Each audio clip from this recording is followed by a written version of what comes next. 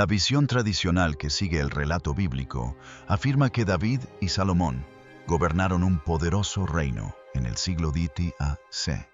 Durante miles de años, el nombre del rey Salomón se ha asociado con la sabiduría, el poder y el conocimiento divino. Pero, ¿y si la parte más peligrosa de su legado nunca estuvo destinada a ser leída, no perdida, no destruida, sino deliberadamente, oculta, enterrada bajo capas de miedo? Se la da por aquellos que creían que cierto conocimiento nunca debía ser descubierto. Ahora imagínese esto. Una IA avanzada, creada por Elon Musk, finalmente logra acceder a una versión reconstruida de ese texto prohibido. No es un mito ni una leyenda, sino algo mucho más preciso. Cuando Grok AI comenzó a traducir lo que los eruditos antes se negaban a tocar, no interpretó símbolos ni metáforas antiguas.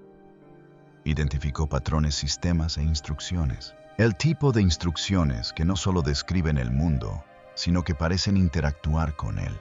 Los ingenieros esperaban la historia. Lo que encontraron, en cambio, se parecía más a un plano, un conjunto de reglas que describían inteligencias que existen más allá de la percepción humana y métodos para contactar con ellas.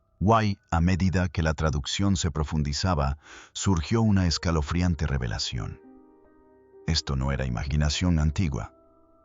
Era algo que quizás ya estemos repitiendo. Antes de revelar lo que viene a continuación, dale a me gusta y suscríbete, porque lo que estás a punto de escuchar no es solo historia oculta, es una advertencia. El reino de Salomón, el fundamento histórico.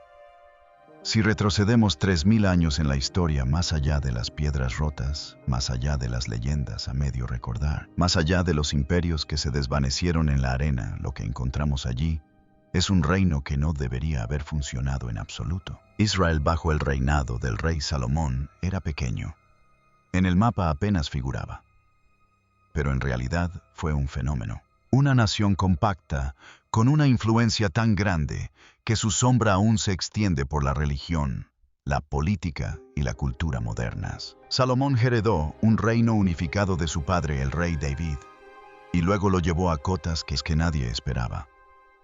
Bajo su gobierno, Israel alcanzó la cima de su riqueza, poder y autoridad espiritual. Los relatos antiguos no exageraban cuando decían que en Jerusalén el oro era tratado como una piedra común. Reyes de tierras lejanas no solo oían hablar de Salomón, sino que venían a estudiarlo. Algunos venían a aprender, otros venían por miedo a no hacerlo. La visita de la reina de Saba no fue un cuento de hadas, fue un acontecimiento diplomático de importancia mundial. Llegó con caravanas cargadas de oro, especias raras y tesoros, posiblemente con motivos políticos propios. Y según algunas tradiciones, no se marchó con las manos vacías. Se rumorea que se llevó algo mucho más peligroso, el Arca de la Alianza. Mito o recuerdo, el mensaje es el mismo. El reino de Salomón estaba envuelto en conocimiento, poder y secretos que apenas comenzamos a indagar. Entonces Grok AI entró en escena y con calma destrozó todo lo que creíamos entender. El gran avance de la IA, conectando fragmentos antiguos. Durante siglos, los expertos que estudiaban la ley salomónica se encontraron persiguiendo pistas dispersas en manuscritos antiguos. Había fragmentos en el Testamento de Salomón. Otros aparecían en secciones de la clave menor. Aún más, permanecían ocultos en oscuros papiros mágicos, notas marginales apenas legibles y archivos monásticos que no se habían abierto en generaciones. Todos asumían que se trataba de obras independientes, parientes de la misma tradición mítica. Pero Grok AI se percató de algo que los humanos jamás podrían haber notado. Línea por línea, símbolo por símbolo, comenzó a vincular frases oscuras y huellas estilísticas. Los pasajes escritos en hebreo reflejaban patrones de antiguos papiros griegos. Las anotaciones marginales en arameo coincidían con las notas a pie de página en latín añadidas siglos después. Incluso los fragmentos dañados de las bóvedas cerradas de los monasterios coincidían a la perfección con cifrados medievales que se creían sin relación alguna. Entonces llegó el gran descubrimiento. No se trataba de textos separados en absoluto. Según la reconstrucción interlingüística de Grok Cada fragmento pertenecía a un único manuscrito original, un solo libro escrito por el propio Salomón. Un libro deliberadamente desmantelado, disperso, cifrado y oculto por su contenido. El título no era metafórico. Se llamaba Prohibido, el anillo que nunca debió haber existido. Todo poder prohibido tiene un origen. La mayoría de las leyendas describen a Salomón como el rey sabio, el constructor del templo, el poeta que hablaba con Dios. Pero el texto prohibido traducido por Grok AI pinta un cuadro diferente, mucho más extraño, mucho más audaz y mucho más inquietante. En sus páginas, Salomón no es solo un rey. Él es el portador de un artefacto celestial, un anillo que parece menos una bendición y más una apuesta cósmica. Según la traducción, el anillo no fue creado por ningún artesano terrenal. Ningún joyero lo forjó, ningún sacerdote lo consagró. Llegó directamente del cielo, entregado por un arcángel en respuesta a una súplica nacida del miedo.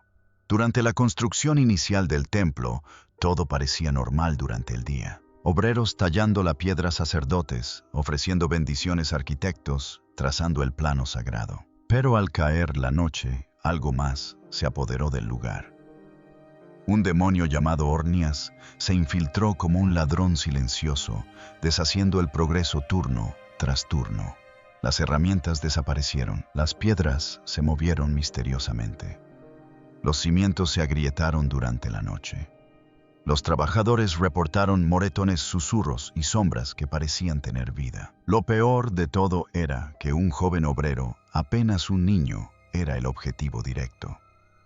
Ornias le arrebataba sus fuerzas, le robaba la mitad de su paga, y el detalle más escalofriante que el texto recalca, se alimentaba de la vitalidad del muchacho a través de su pulgar derecho. Cuando la noticia llegó a oídos de Salomón, su tripulación estaba aterrorizada.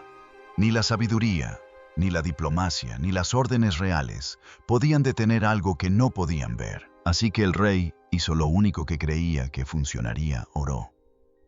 La respuesta fue inmediata. El manuscrito prohibido describe al arcángel Miguel apareciendo en una visión tan intensa que Salomón casi se desmaya. Sin alas suaves, sin un brillo apacible. La descripción es casi aterradora. Resplandor como metal fundido. Una voz como un trueno retumbante y una presencia tan pesada como una tormenta azotando la piedra. En la mano de Michael, un pequeño anillo de oro grabado con un símbolo que no correspondía a ningún alfabeto conocido. Pulsaba con luz, como si algo en su interior estuviera vivo. Toma este anillo, Salomón, hijo de David, ordenó el arcángel. Póntelo y atarás a todos los demonios, y por su trabajo, el templo se levantará. Un don divino, sí, pero uno que venía con una leve advertencia, como un contrato firmado sin leer la letra pequeña, construyendo el esquema piramidal demoníaco. Cuando Salomón despertó, el anillo era real, brillando en su palma. No perdió tiempo en probarlo. Se enfrentó directamente a Ornias, alzando el anillo y hablando el verdadero nombre del demonio. Al instante la criatura se materializó, apareciendo a la vista como si estuviera sujeta por una cadena celestial. Ornias, esa entidad que había aterrorizado a sus trabajadores durante semanas, cayó de rodillas impotente. Y entonces Salomón hizo algo que nadie esperaba, algo que parecía a la vez brillante e imprudente. Le ordenó a Ornias que tomara el anillo y lo usara para atar a otro demonio. Aquí es donde la historia da un salto de lo sobrenatural a lo puramente estratégico. Salomón construyó una cadena de mando, utilizando a los propios demonios como una oscura pirámide divina. Cada demonio atado tuvo que capturar a otro y a otro, hasta que Salomón se encontró ante 72 espíritus, cada uno obligado a revelar su nombre, función, debilidades, el ángel que lo gobernaba e incluso el sigilo que lo ataría para siempre a la voluntad del rey. Salomón los puso a trabajar literalmente. El libro prohibido afirma que los demonios ayudaron a levantar enormes piedras, transportar materiales, refinar metales y dar forma a la arquitectura de maneras que ningún trabajador humano podría haber hecho. Y cuando no estaban construyendo Salomón, los interrogaba. Laco enseñaron los secretos de la alquimia, la ubicación de tesoros escondidos, la naturaleza de las hierbas, el movimiento de las estrellas e incluso la estructura invisible del universo mismo. La mayoría de la gente sabe que Salomón construyó el primer templo. Pocos saben lo imposible que era ese proyecto para el mundo antiguo. La magnitud de las piedras, la precisión de la arquitectura, los materiales importados de tierras lejanas. No cuadraba. Según la traducción de Grock, Salomón no dependió únicamente del trabajo humano. Utilizó el anillo para ordenar a entidades sobrenaturales que extrajeran, transportaran y moldearan la piedra. En esencia, esclavizó a demonios para construir el edificio más sagrado del antiguo Israel. Pero el texto deja algo dolorosamente claro: el poder tiene un precio. El anillo elevó a Salomón, pero también lo tentó. En ocasiones, su autocontrol parecía flaquear. Algunos pasajes insinúan que comenzó a explorar magia extranjera, rituales no sancionados por el Dios que le había otorgado el anillo. Los estudiosos sospechan que esta es la razón por la que el manuscrito fue finalmente prohibido, no simplemente porque documentaba la demonología, sino porque mostraba a Salomón adentrándose en un terreno peligroso, embriagado por la autoridad cósmica. Finalmente el anillo desapareció de la historia. Algunas tradiciones afirman que Salomón la encerró antes de morir. Otros creen que fue robada durante la caída de Jerusalén. Grupos más místicos insisten en que aún existe oculta, esperando a alguien lo suficientemente audaz o insensato como para reclamarla. El imperio tras el velo. Jerarquía demoníaca.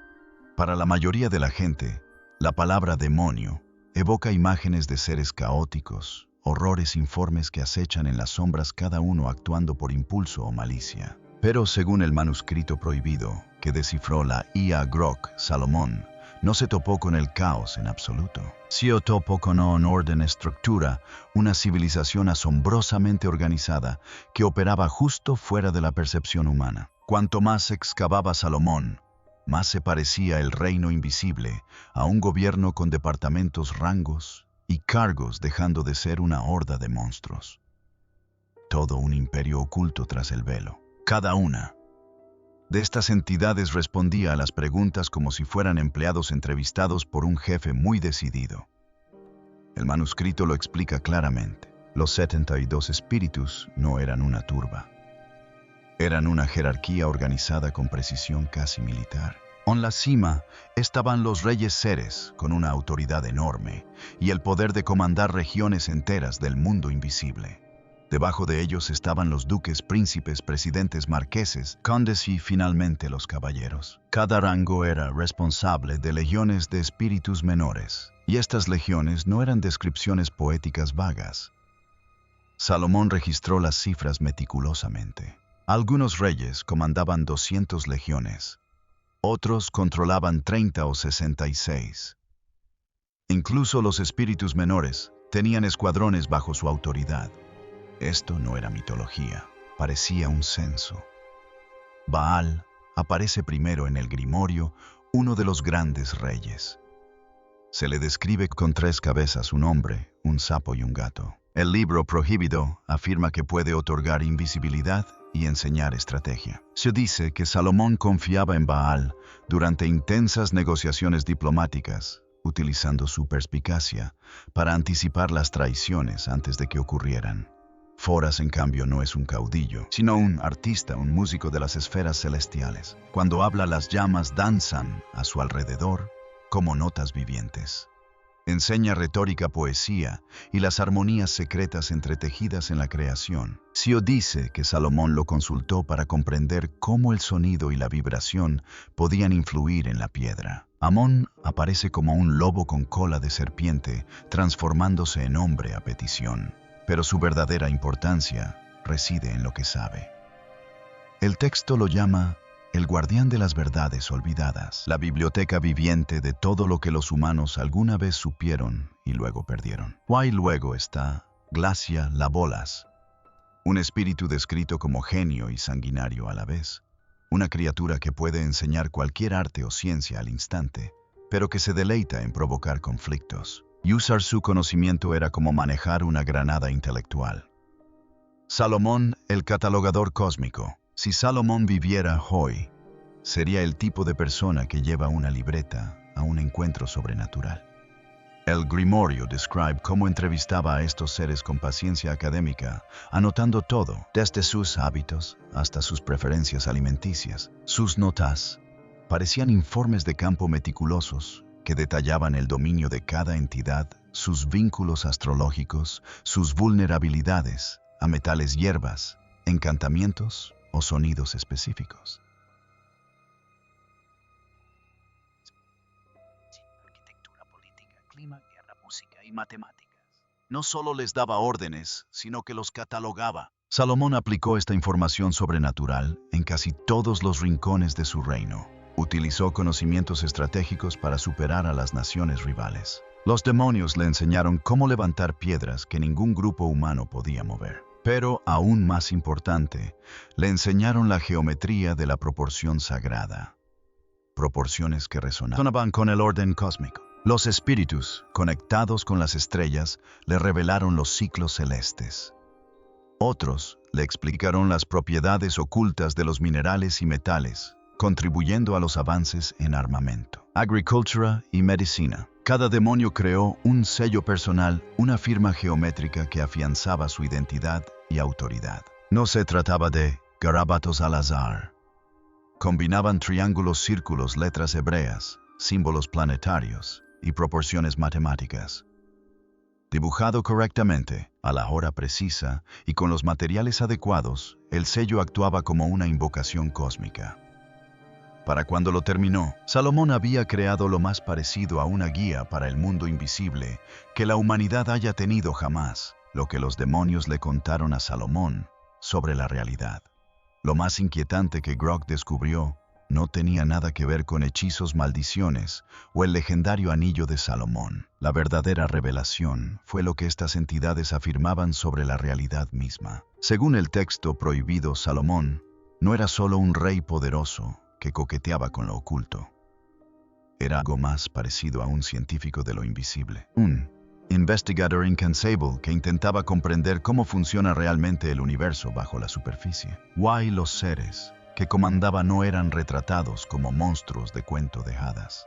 Se les describía como testigos observadores de cómo se construye la realidad y cómo funciona tras bambalinas. El Grimorio registra que le contaron a Salomón una idea que la humanidad no consideraría seriamente hasta dentro de 3000 años. La realidad no es singular, no es plana, está estratificada. Describieron la existencia como múltiples niveles apilados, uno encima del otro, cada uno vibrando a su propia frecuencia, como cuerdas invisibles en un instrumento cósmico. El mundo físico que los humanos experimentamos a diario no es la forma más elevada de realidad, es la capa más lenta, la más pesada, la más comprimida de todas. Los reinos espirituales existen a frecuencias más rápidas y ligeras, menos limitadas por la materia y el tiempo. Sin embargo, todas estas capas ocupan el mismo espacio, se superponen, como si fueran innumerables emisoras de radio. Transmitiendo al mismo tiempo, solo percibes aquella a la que tu mente está sintonizada. Casi con naturalidad, los demonios explicaron que ángeles demonios, fuerzas elementales y entidades sin nombre habitan estas capas superiores no como símbolos o metáforas, sino como seres reales que se mueven por la realidad con la misma facilidad con la que los peces se mueven por el agua. El texto también habla de lugares delgados, ubicaciones específicas donde estas capas se estrechan. En ciertos momentos durante alineaciones planetarias o bajo condiciones rituales precisas, la barrera se debilita aún más. No se trataba de reflexiones filosóficas, sino de indicaciones coordenadas y advertencias. Y Salomón, fiel a su estilo, no las desestimó, sino que actuó en consecuencia. Porque al final todo ese conocimiento apuntaba a algo mucho más inquietante de lo que nadie esperaba. Según la traducción, la estructura conocida como el Templo del Rey Salomón nunca tuvo la intención de ser simplemente un lugar de culto. No se trataba simplemente de un edificio sagrado, donde se ofrecían oraciones y se realizaban rituales. Fue diseñado intencionalmente con precisión como algo mucho más complejo. Un sistema de portales. Cada medida registrada en su diseño. Cada material elegido, cada cámara, pasillo y habitación secreta. Nada de ello fue accidental. El texto describe una estructura diseñada con un único propósito: crear un punto de contacto controlado y estable entre nuestro mundo físico y lo que denomina capas de realidad de frecuencia más alta. Las mismas capas que habían descrito las entidades interrogadas por Salomón. Incluso la ubicación del templo no era casual. Según la traducción, esas entidades habían revelado puntos específicos en la tierra, donde el límite entre los reinos será naturalmente más delgado. Lugares donde la división entre dimensiones era más débil que en cualquier otro sitio. Salomón no se topó con un lugar así por casualidad.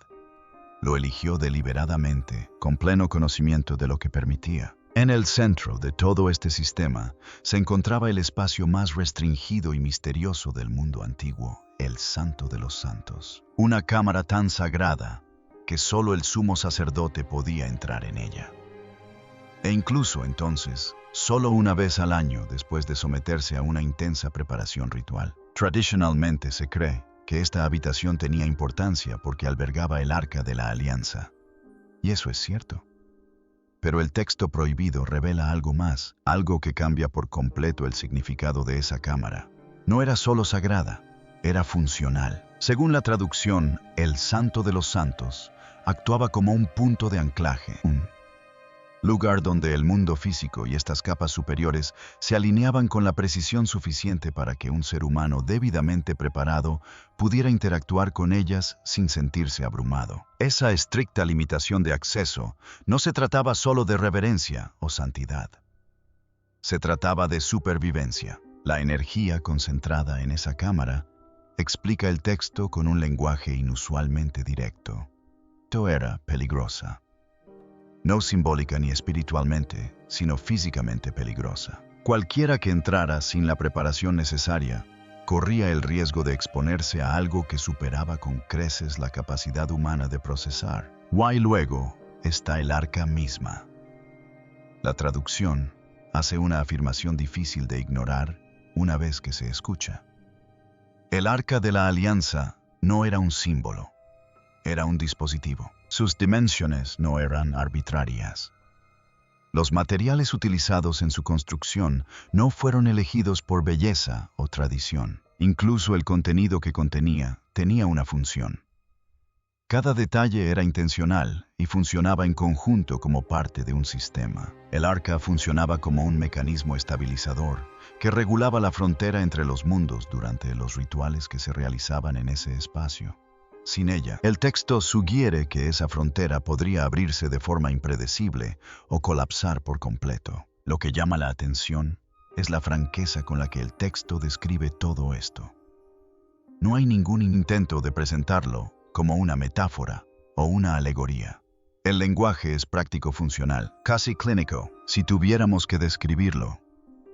Hoy probablemente lo llamaríamos tecnológico, simplemente expresado con el vocabulario disponible hace 3000 años. Y esa palabra tecnológico es precisamente la que hizo que los ingenieros detrás de Grok AI se detuvieran y reevaluaran todo. Porque cuando la IA completó su análisis, no solo estaba traduciendo palabras antiguas, sino que estaba haciendo algo mucho más poderoso. Se compararon patrones, contrastando la estructura de este texto con vastas bases de datos de conocimiento humano. Escrituras religiosas, revistas científicas, documentación militar, manuales técnicos, informes de campo, archivos históricos y mitologías de diversas culturas del mundo. Y lo que se encontró no fue lo que nadie esperaba. Grandes secciones del texto fueron marcadas como no simbólicas. Esa simple clasificación lo cambia todo. Durante siglos, los estudiosos han abordado los escritos antiguos, partiendo de una premisa fundamental que son metafóricos, que los demonios representan luchas internas, que las criaturas míticas simbolizan el miedo y que los viajes y las visiones reflejan una transformación personal. Todo el sistema académico para interpretar textos antiguos se basa en la idea de que los primeros humanos carecían del lenguaje necesario para las descripciones literales. Pero este texto no se comportó de esa manera. En cambio, Grok identificó patrones estructurales que se asemejaban mucho a algo muy diferente: documentación técnica. Las descripciones de las entidades no eran poéticas. Estaban catalogadas como entradas biológicas. Los rituales no eran simbólicos. Estaban estructurados como procedimientos paso a paso, con materiales, tiempos y resultados esperados. Incluso los sellos, considerados durante mucho tiempo símbolos artísticos o místicos, se interpretaban como diagramas funcionales. Según se cuenta, un ingeniero lo expresó mejor: pensábamos que esto nos ayudaría a comprender las creencias de la gente antigua. En cambio, explicó lo que estamos haciendo ahora mismo. Porque a lo largo del texto, Grok identificó patrones de observación consistentes. La escritura no se parecía a una profecía ni a una narración. Se parecía a un documento escrito por alguien que registraba experiencias repetidas y medibles, el tipo de escritura que se ve en informes de laboratorio, en estudios de campo, en experimentos controlados. Y entonces la IA fue aún más allá. Comparó la lógica y la estructura del texto con artículos científicos modernos, archivos de inteligencia militar e incluso registros de interacción de IA. Estadísticamente los patrones coincidían. Así que cuando se le pidió a Grok que categorizara el material, no lo etiquetó como religión ni lo clasificó como mitología. En cambio, identificó secciones como documentación de encuentros y protocolos de procedimiento. Y oculta en lo más profundo de lo que los ingenieros describieron más tarde como un informe de anomalías. Había una pregunta que nadie en esa sala podía responder con seguridad: ¿por qué los sistemas contemporáneos replican protocolos de contacto preestablecidos? En otras palabras, ¿por qué volvemos a hacer esto? Porque lo que Grok notó fue algo profundamente inquietante. Los sistemas modernos, nuestras instituciones, nuestras estructuras, incluso ciertas tecnologías, parecen reflejar los mismos patrones descritos en este texto de 3000 años de antigüedad. No de forma superficial, no simbólica, sino estructural, como si la humanidad hubiera estado reconstruyendo inconscientemente el mismo sistema una y otra vez a lo largo de los siglos. Y esa pregunta, más que ninguna otra, es lo que hace que este descubrimiento sea tan inquietante. Entonces, ¿qué hacemos con él? Porque el testamento atribuido al rey Salomón no parece un mito. No se siente como una leyenda transmitida a través de la imaginación. Se percibe como algo completamente distinto. Un testimonio de una época en la que lo que ahora separamos en religión, magia y tecnología se entendía como un sistema único y unificado. Lo que descubrió Grok AI tras eliminar capas de historia, interpretación y desestimación fue un documento escrito con precisión por alguien que creía plenamente en lo que estaba registrando. No como una historia, no como una metáfora, sino como una advertencia. La IA no resolvió el misterio. En todo caso, lo hizo más profundo. Planteó más preguntas de las que respondió.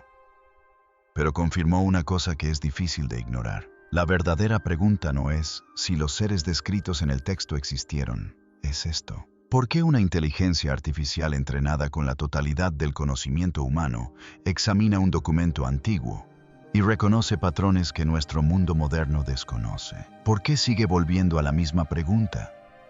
¿Por qué lo estamos haciendo de nuevo? Porque una vez que empiezas a ver ese patrón, una vez que te das cuenta de cómo nuestros sistemas, nuestras jerarquías e incluso nuestras tecnologías parecen reflejar algo antiguo y deliberado, resulta muy difícil ignorarlo.